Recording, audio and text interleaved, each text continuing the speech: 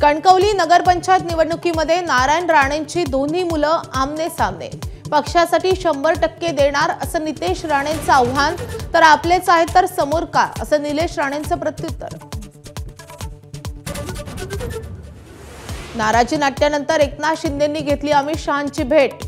देवेंद्र फडणवीस आणि रवींद्र चव्हाण यांच्या विरुद्ध तक्रार केल्याची माहिती। भेटून आल्यावर मात्र एकनाथ शिंदे रडणारा नाही लढणारा असं वक्तव्य।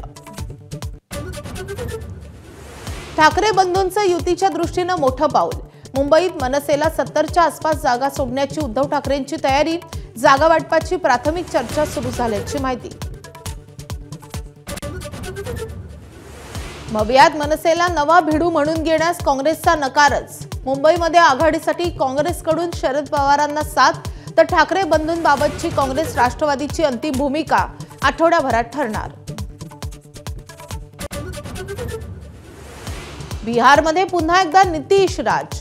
नितीश कुमार बिहारचे मुख्यमंत्री म्हणून 10व्यांदा शपथ घेणार। मोदी, शाह, फडणवीस आणि अजित पवारही सोहळ्याला उपस्थित राहणार।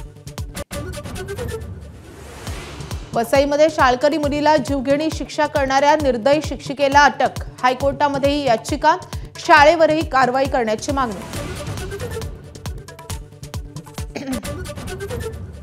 मुंबईतलं विमानतळ आज 6 तासांसाठी बंद राहणार।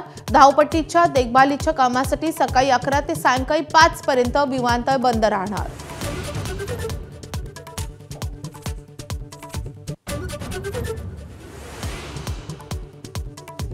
कानपूरमध्ये जबरदस्तीनं चुंबन घेणाऱ्या महाभागाची तरुणीनं जीवच चावली।